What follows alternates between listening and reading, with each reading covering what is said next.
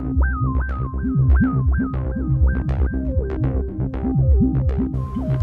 remember being wanting to hear things that were like, there's only so much you can do in a rock band. This world of electronic music is kind of where I found that stuff, or improvised music.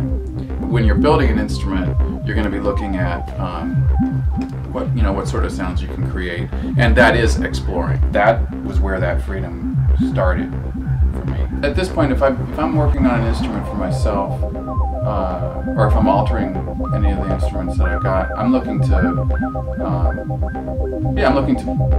open up the possibility to make a new sound. Sure.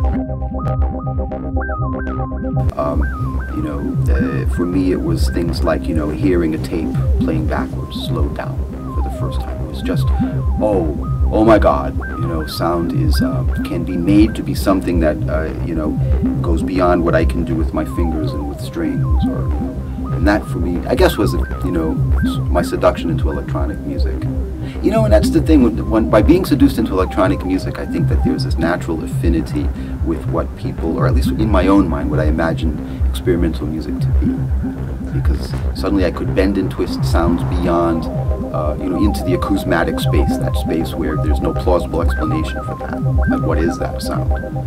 That's a real opener. I mean, it seems as if music is a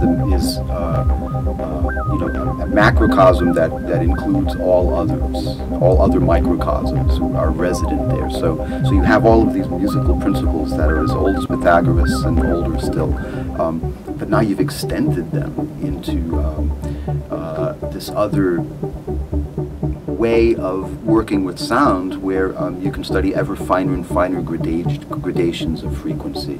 And so the electronic world opens up the acoustic world, and it's a wonderful... sound becomes sculptural when you recognize that the responsibility of listening to music rests largely on the listener. But listening to all sounds musically means that all sounds are given permission to be music. And that, I think that might be the benefit. To get a real proper listen on this, we'd have to plug it in. I don't know that I've ever performed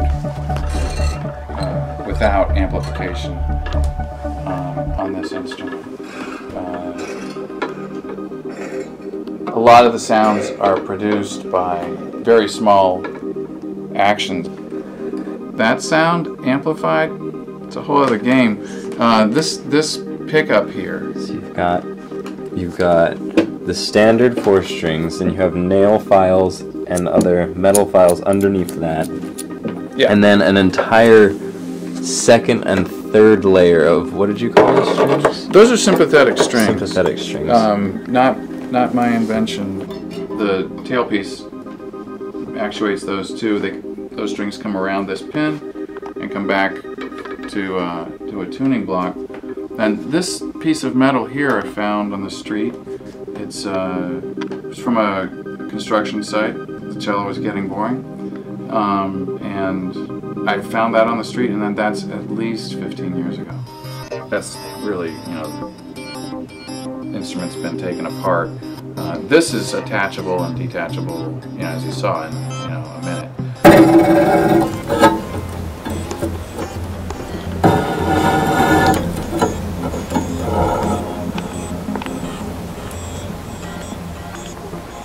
So these are not cello sounds, and I'm not actually all that interested in cello sounds. I love to hear other people play the cello, and sometimes I do actually do it myself. Sometimes that's not something that I do. It's not a part of the music that I play. It's really not that I'm a cellist. I'm not a cellist. I'm lying if I say I'm a cellist. Rather than those sort of broad cello sounds, which other people do really well, and I don't actually have the skill to do those things. And it was actually coming a little bit to the realization that I would never have the skill to do those things. It gave me the idea that I should do my own thing. Why do you listen to experimental music? Because I make it, and I feel that, as I'm making it, listening to it is inevitable. but I'm interested in ways of organizing sound that are varied and include as many modes and dimensions and approaches as I can imagine, and I find that it helps stimulate my own imagination to expose myself to the imaginations of others. I find that my music comes out more or less as a continuing process and cycle of experiments. But those experiments are often personal in some way. I think if I had been born in caveman times, I would have either been dead or a shaman. You know, like I would have been killed early on because I'm kind of a runt. But at the same time, I was, I guess, able to make musical sounds pretty early, and so they might have let me live and let me be a shaman, and I might have just barely survived in that way, you know. But that became my social role, you know. The guy Mo makes music was a thing. I've learned so much from watching shows, from being at shows and seeing people do things, you know, in real time and in real space. The first show was kind of a little tepid. It was good, but it was a little tepid. And then the second show, Jason, like, it was over the top. I mean, it's terrible to describe, but he had this enormous piece of metal, which was like an air duct that was probably 6 or 8 feet, 6 feet at least, with a contact mic on it, coming out of a huge PV keyboard amp. I'm not sure exactly what he brought to this gig. It was a long time ago, but I remember playing, and this sort of like enormous roar starts to come from actually over here. I turned around, and Jason had this grinder in his, like a bench grinder, not an angle grinder that's like a hand tool, but honestly a bench grinder, that he's grinding this air duct. But I turned around, just this like utter chaos. Sort of, I mean, it's a little similar to the Daniel Carter moment of like, holy shit. But it was, you know, it sounded amazing, and it totally looked amazing. And I turned around and I was like, holy shit, I could, like, you know, that we could all die. Has music ever made you see the world differently?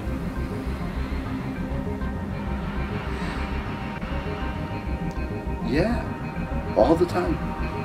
And I trusted Jason that he wouldn't be doing things that were, like, you know, utterly dangerous.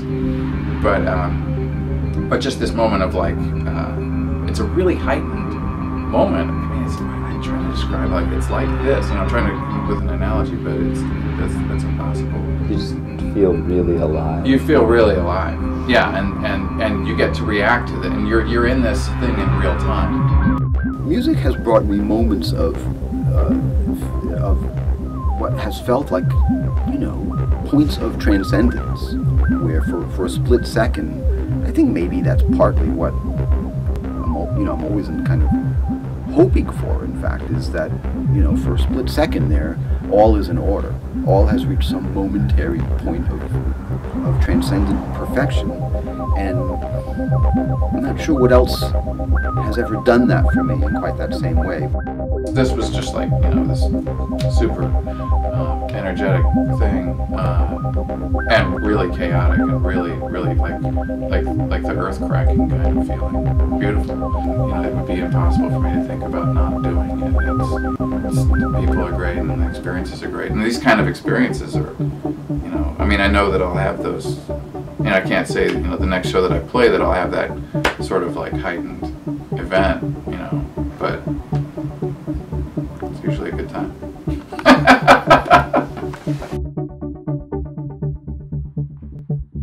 How do you think non-event benefits the community? So, well, I mean, I don't know much about it, but if I understand it to be a venue which will be oriented toward the presentation of opportunities for the performance and experience of unusual music making, then what a godsend. So, how's it helped me? I look at it as being incredibly generous with their time and their energy to go through the hell of setting up shows. It's a nightmare. I know just from like booking tours. I mean, non-events shows tend to be a little classier too. I mean, they're put on. I mean, the current crew and every crew that's been involved with that, you know, they take care of things. Non-event does generally a great job of putting those types of things together. It's really a nightmare to organize all that stuff. So I'm incredibly grateful to everybody who's been in. I mean, it's a long list of folks who have been involved. I've met some great people. They're just straight up great people, and there's something to say too. I mean, I've been involved with a lot of music scenes, and there's really this one in particular. There's absolutely no hope of getting rich, or famous, or really being cool beyond a very small room. You walk out on the street and you're not cool for doing those things. You're actually doing something that's very stupid and uncool to most people. So, I mean, that attracts a very specific type of person, and that tends to be, in my experience, a very good person. Any music that is not necessarily located as part of a well-established scene or culture needs all the support it can get. So they bring people in who wouldn't be here otherwise. I mean, there's no other organization in town that would do that. I mean, some folks, I think if non-event wasn't around, some folks would probably have to set up. They try to set up their own shows. You know, it would end up being at house shows and in spaces in general that aren't as good as the spaces that non-event ends up hooking up for folks. And non-event's known as like that's the good gig to get in Boston. They used to have, I know they used to have some money. They used to have some grants, and that's died. So that's a bummer. But they managed to maintain, and I don't know how they do it. By bringing support to a music like that, and I'm not saying this because I think you want me to say it. I really mean this. You know, any music that presents new kinds of musical experiences can only benefit that community. Not only the performers, but the listeners. In fact, the more open it is in terms of its reception to music, is the more positive it will be in that community, I think. As a musician, to grow, it's been really important to have good people come through town, and non-event's done a good job of getting a lot of good people into town. But yeah, I think a lot of those shows wouldn't happen, and they definitely wouldn't happen in as good venues, and they wouldn't be as organized as well. There's a certain momentum that they give, and there's a certain legitimacy that they give to the scene because it's presented well. You know, it's kind of important that things, you know, to be taken seriously, you have to have this kind of, you know, what organization are you with? You know, it sort of comes down to that. Unfortunately, I think that's you know, really a failure of our society. But that's something that you do have to take it up to that level, and something like non-event does.